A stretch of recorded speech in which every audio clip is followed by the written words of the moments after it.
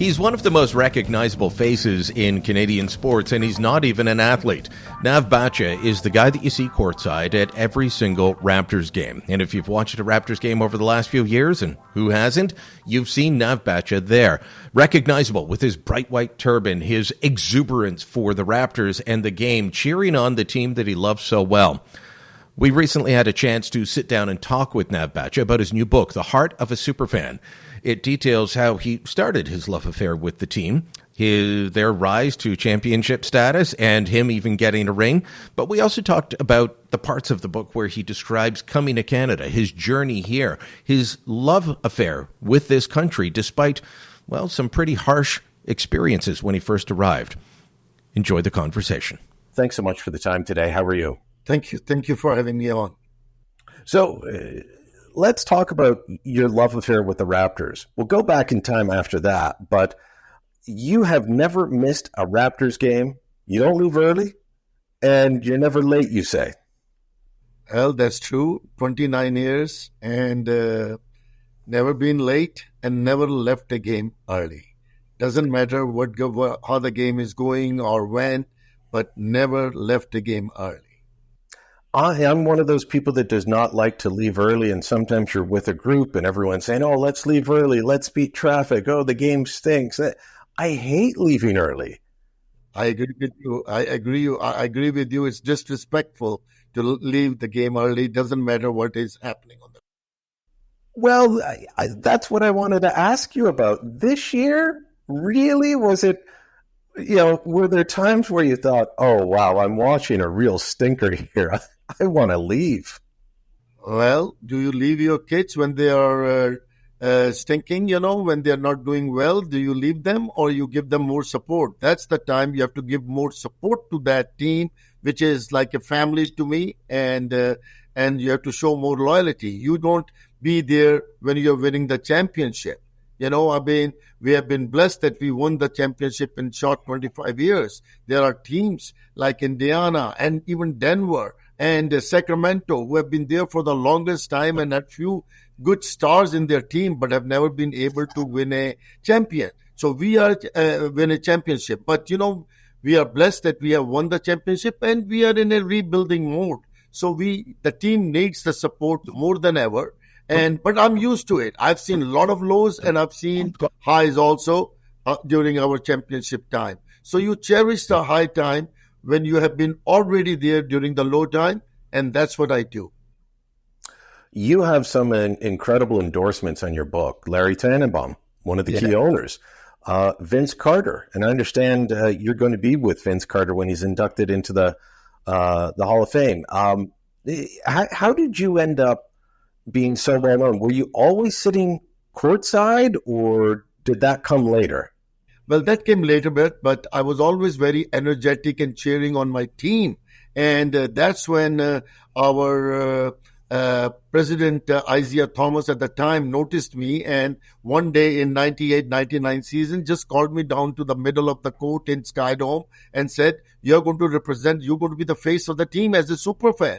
And that's when all the story started as a super fan, and I became the face of the Raptors. Well, having been down in the good seats, having been up in the last row, I've sat everywhere in Scotiabank Arena to watch the Raptors play. And all the seats are good seats there. There are, but you can see... There's not a bad seat in the Scotiabank Arena for the Raptors. You can see Nav as well as the players from anywhere in the arena. And for people that haven't experienced you, you and I have never met. I don't even think we've stopped to say hello and shake hands, but I've walked past you at many games. And the weirdest experience was I'm in the men's room and you walk in and, the urinals are full and guys are pulling out their phone saying they want to take selfies with you. And somebody has to say, hey, wait a minute, we're in the men's room. Do that outside. Yeah, that happens a lot. In the washroom, people want to take a selfie. I said, at least come outside a little bit. Let me wash my hands and let's come outside and take a selfie. But that happens every time I'm in the washroom there. That's what happens. You are crowded and surrounded every time. It's why I haven't come up to you. But now that we've done this interview, next time I see you at a game next season, I'll come over and say hello. Please, So please, it will be my pleasure to meet you. how did you develop a love affair of basketball? Because my understanding that was not something that you grew up with. First off, tell us your backstory, where you grew up and when you came to Canada and how you fell in love with basketball. Well, I'm from India and I came here in 1984. And from 84, when a new immigrant comes, it might be from India, Pakistan, Sri Lanka, wherever they're coming from, their first goal is to put a roof on the roof and bread and butter on the table. So roof on their head, bread and butter on the table, and that's what we do. That's what I did. I just struggled. I couldn't find a job as a mechanical engineer. So I cleaned the toilets and I became a janitor. I did painting because I had to make my ends meet, and that's what I did. But later on, I found a job as a car salesman in Rexdale Hyundai, and that was the beginning. And you know what? I'm going to tell you, it was not an easy time looking for a job. Nobody wanted a Sikh guy with a turban and beard as a engineer. And so I did all the odd jobs to make my end meet. And I had, Did they want a Sikh guy with a turban and a beard as their salesman at the car dealership? well, let me tell you, I did get the job. And it was the weirdest way of getting a job. I had interviewed at that place few weeks earlier, and I got a call from the manager on Saturday morning, and he says, "Well, if you still want the job, why don't you come 8:45, because they start the showroom at 9 o'clock. You come." And I tell you one thing, that day was the quickest I think I did the turban tying and getting back to Rexdale, because I used to live in a basement in Malton. And when I came there, I was so excited because I was going to start a new career, car salesman in the new country. But that was my lowest day also, because 9 other salespeople who were Caucasian, they made so much fun about me when I entered the door. They called me names which I could hear. They called me underwear head, towel head, packy, and all those kind of names. So I was that was my lowest day in Canada. And on that day, I prayed to the Almighty and said, I got to be better than good if I need to survive in this environment. And you know what? I went on the floor to sell the cars, 127 cars in 3 months. It was a record then, and it still is a record. So that's how my start was. And moving forward, I became a manager and all that. And now, with God's grace, I own the same dealership, Rexdale Hyundai, and I have another 4. So I have 4 Hyundai and Genesis dealerships. So that's how, I started and, my career in Canada. But let me ask you that. In India, did you grow up with basketball? No, we had cricket. Cricket is the game there. Basketball is not that much there. Very rare at that particular time. It's picking up now, but at that time. And, I come here in 84 for the first 10 years. I'm just working, 110 hours a week. And, got a home and everything. And in 95, when the Raptors came, I was comfortable. I had a nice job. I was the general manager of Mississauga Hyundai, and I had a home and couple of cars, and so I was working. So I had no hobbies. So I said, let me try. I used to watch basketball on television, and I used to watch Michael Jordan, Larry Bird, Dr. J, and all that. And I said, hey, let me try 2 tickets. So I bought 2 tickets to just try out basketball. And I tell you, that basketball, the first game, I fell in love with that game, and that was the most entertaining game. It was like 2.5 hours. You are in a different zone. You have no stress. You have nothing. You are just enjoying the way the way NBA has designed this game. It's the most entertaining game on this planet. And here I am, 29 years later. I'm still in love with the game and looking for the 30th season to begin, which is going to be an exciting year. Well, let's get more into the Raptors in a few minutes, but I want to ask you about something you said a moment ago. Your darkest day was your first day starting at Rexdale Hyundai. Yes. You describe in the book that there were dark times like this. Did you ever think, I made a mistake and I'm going back? Because I'll tell you, my mother would never leave Canada now. But when I was a kid, she took me and my younger brother back to her mother's home in Glasgow, and I celebrated my second birthday there. I thought it was a trip. I found out later on my mother was just moving there because she didn't think she could handle Canada. And it was so tough. And there's so many immigrants have that experience of, did I make a mistake coming here? Did you ever have those moments where you said, should I go back, or did you go back? No, I never thought that. I don't have a reverse in my car, on this car, on my emotions car. I move forward. I had to find a solution to it, and I did. And funny enough, all those guys who made fun of me, I started mentoring them how to sell a car later on. So you know what? They perceived wrong. Let me share an incident with you where a customer came and he didn't want to deal with me. He wanted to deal with a normal salesman, a Caucasian salesman, as if I was not normal. So I let my manager say, hey, you let him deal with another guy, but when it comes the time for delivery, I want to deliver the car to this guy. He was a Caucasian guy buying a car for his daughter, came on Friday, and I was the one who was going to deliver him the car. And you know what? I made sure that the car was, I had a bow on the car, I had a balloon on the car. Even I was not getting paid on it. I didn't want to get paid on it. I just wanted to make sure that I change this guy's perception about the Sikhs. And I delivered him the car, and I treated him like a silver dollar, and he was very happy. And later on, he sent me a lot of customers. So I changed what he was perceived about the salesman. I think sometime when the unknown, when you see somebody you never,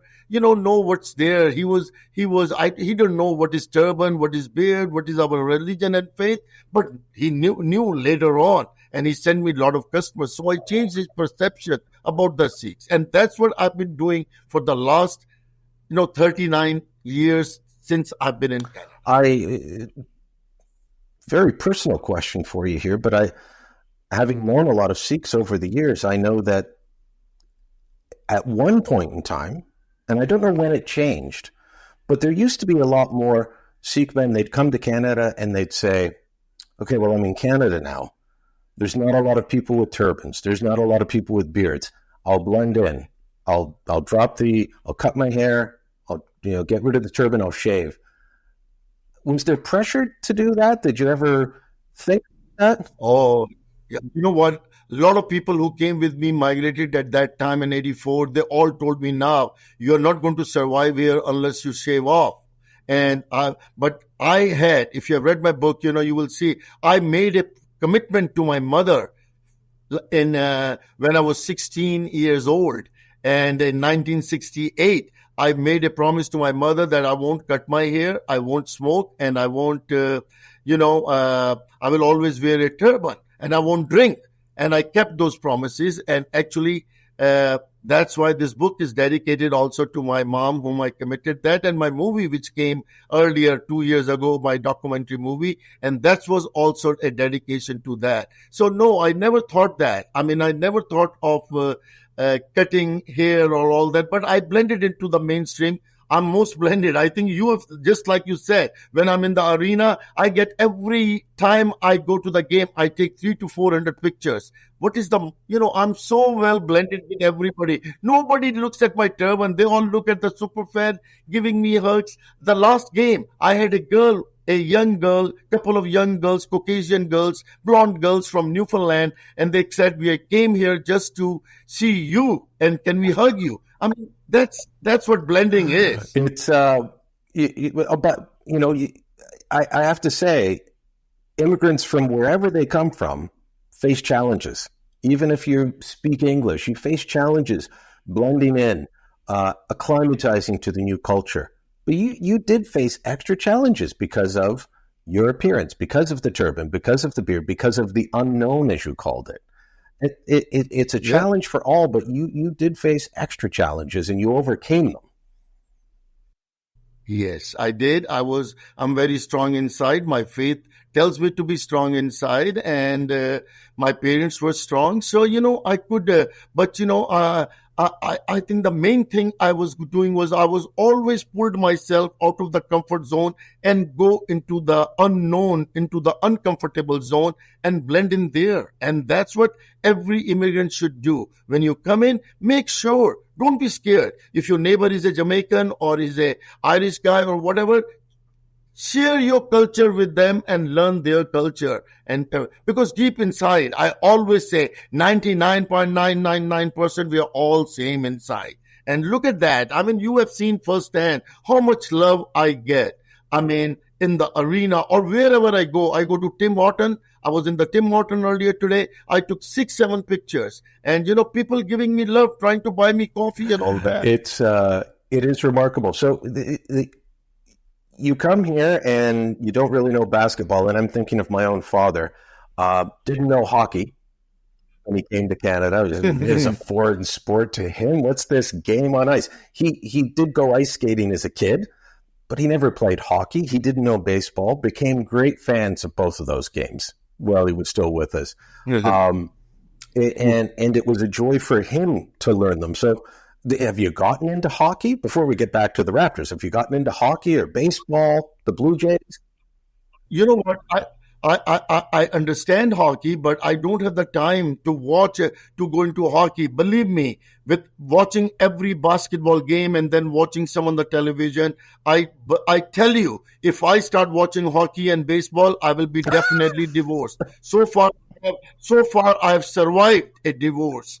But I will definitely be divorced. So no, I just watch them. I watch hockey when I'm in the playoffs, when I'm invited usually a couple of times to a hockey game by the MLSC.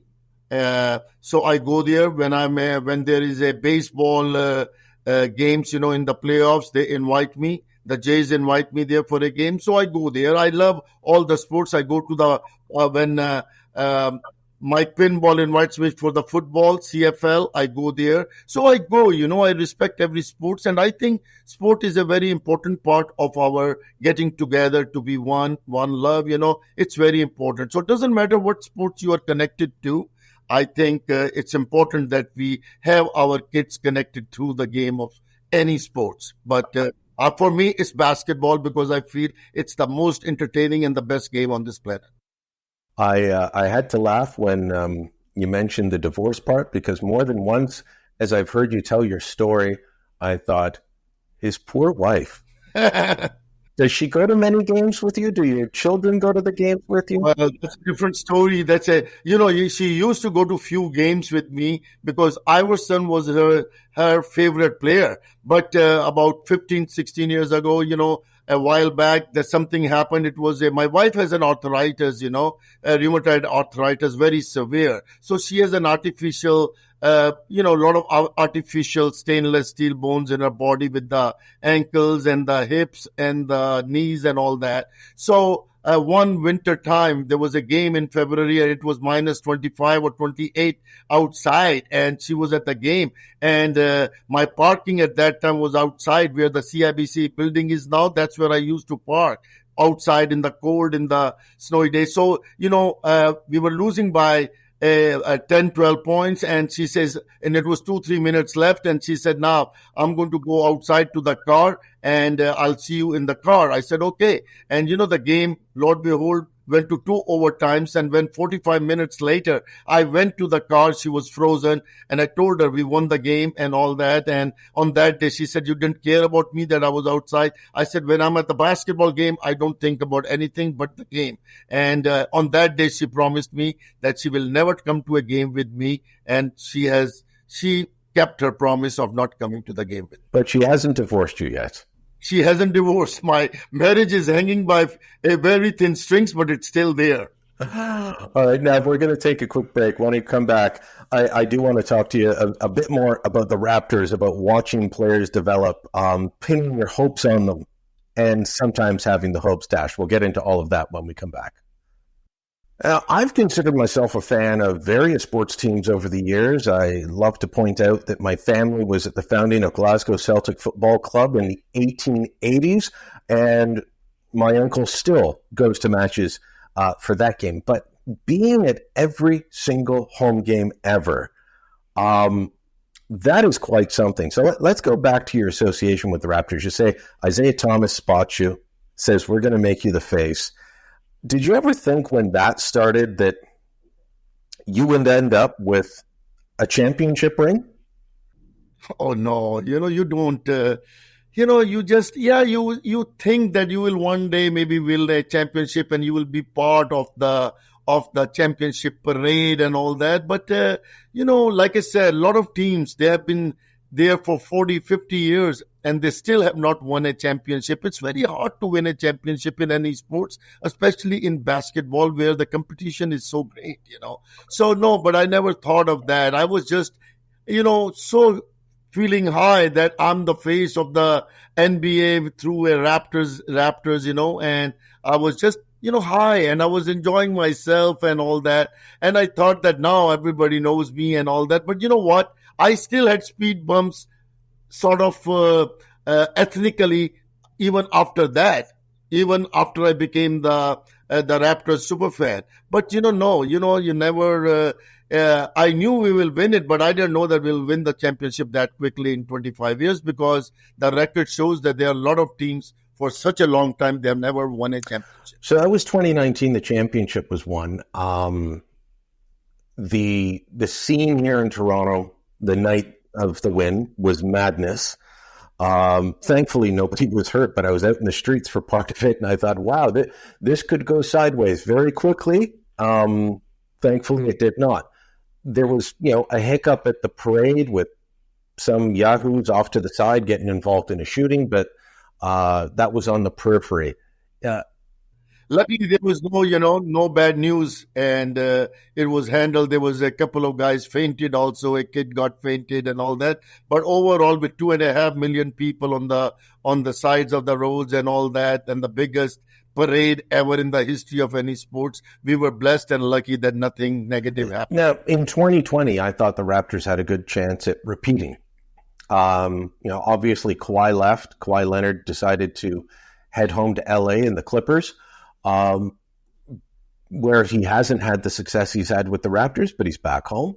So I wish him no ill. But then COVID happened and the bubble happened. So you couldn't be at home games then. But I want to ask you about watching that team. Did you think in 2020 they had a shot at a repeat?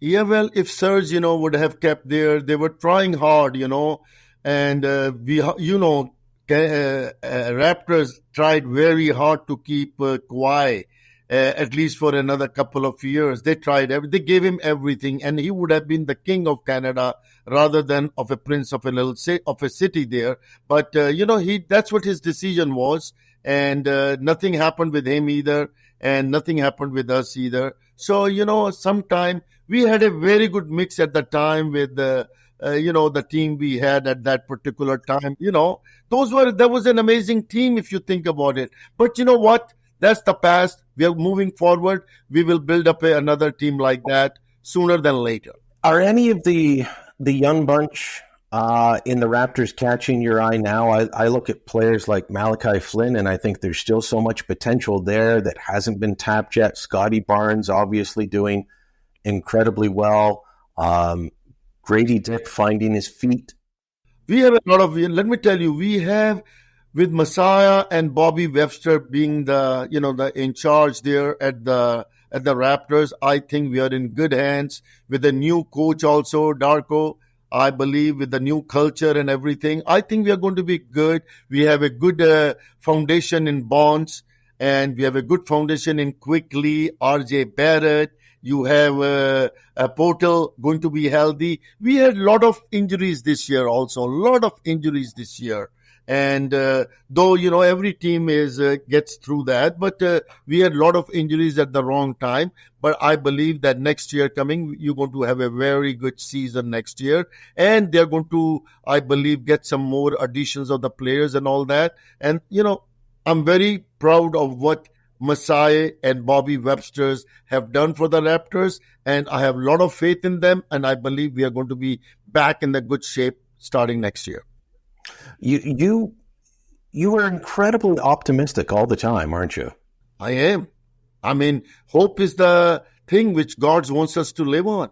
and that's what it is. And also practically, I do believe that we are in a good, a good shape. I mean, our fans were still there. We had so many sellouts, and I believe that with a little bit of tweaking and all little hard work in the summer, you see that we are going to be having a very good season next year.